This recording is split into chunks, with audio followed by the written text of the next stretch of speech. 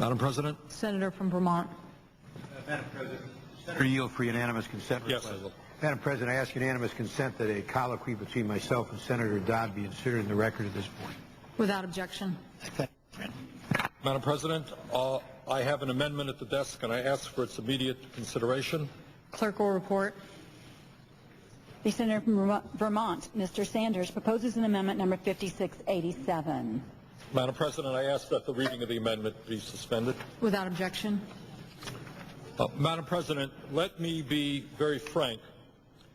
While the bailout package we are dealing with tonight is far better than the absurd proposal that was originally presented to us by the Bush administration, which, if you can believe it, would have given the Secretary of the Treasury a blank check to spend $700 billion in any way that he wanted, without any transparency, without any oversight, and without any judicial review.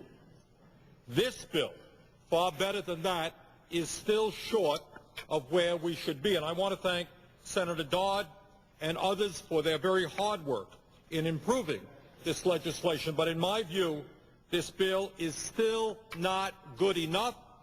It should be rejected by the Senate unless an amendment that I am about to offer is passed. Madam President, this country faces many serious problems in the financial market, in the stock market, in our economy. We must act, but we must act in a way that improves the situation. We can do better than the legislation we are dealing with tonight. Madam President, this bill does not effectively address the issue of what the taxpayers of our country will actually own after they invest hundreds of billions of dollars in toxic assets. This bill does not effectively address the issue of oversight because the board members, the oversight board members, were handpicked from the Bush administration.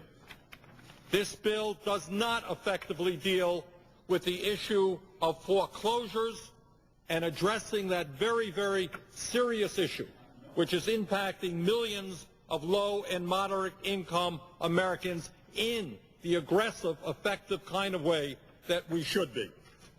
This bill does not effectively deal with the issue of executive compensation and golden parachutes. Under this bill, the CEOs and the Wall Street insiders will still, with a little bit of imagination, continue to make out like bandits. Madam President, this bill does not deal at all with how we got into this crisis in the first place and the need to undo the deregulation fervor which created trillions of dollars in complicated and unregulated financial instruments such as credit default swaps and hedge funds. This bill does not address the issue that has taken us to where we are today, the concept of too big to fail, the need for taxpayers to bail out institutions which are so large that they will cause systemic damage to our entire economy if they go bankrupt. In fact, Madam President, within the last several weeks, we have sat idly by and watched gigantic financial institutions like the Bank of America swallow up other gigantic financial institutions like Countrywide and Merrill Lynch. Well, who is going to bail out the Bank of America if it begins to totter? Not one word about the issue of too big to fail in this legislation at a time when that problem is in fact becoming even more serious. Madam President, this bill does not deal with the absurdity of having the fox guarding the henhouse. Now, maybe I'm the only person in America who thinks so, but I have a hard time understanding why we are giving $700 billion to the Secretary of the Treasury, who was the former CEO of Goldman Sachs, who, along with other financial institutions, actually got us into this problem. Now, maybe I'm the only person in America who thinks that's a little bit weird, but that is what I think. Madam President, this bill does not address the major economic crises we face, growing unemployment, low wages, and the need to create decent-paying jobs, rebuilding our infrastructure, and moving us to energy efficiency and sustainable energy. But on top of all that, Madam President, there is one issue that is even more profound and more basic than everything else that I have mentioned. And that is, if a bailout is needed, if taxpayer money must be placed at risk, whose money should it be?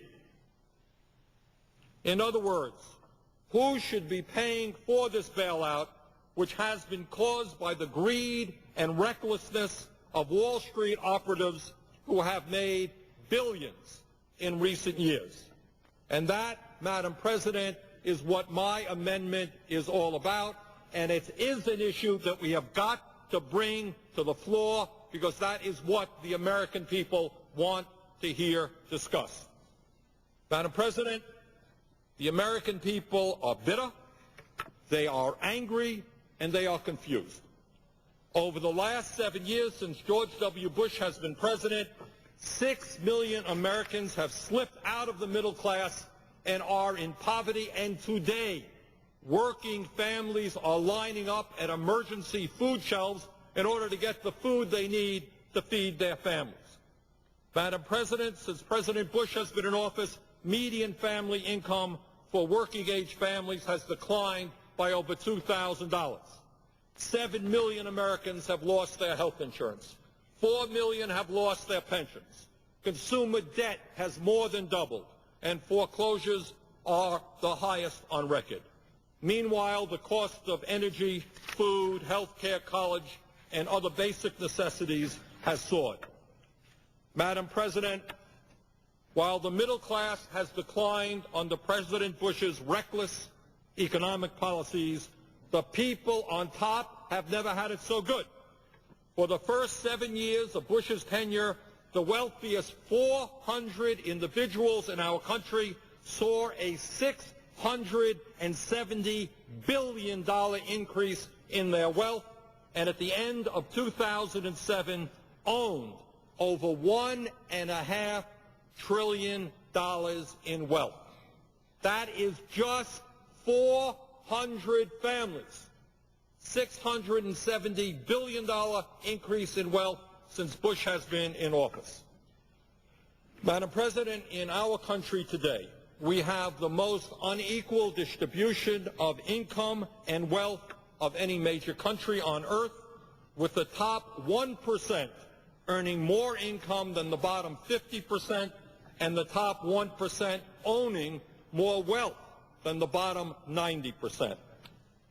Madam President, we are living at a time when we have seen a massive transfer of wealth from the middle class to the very wealthiest people in this country.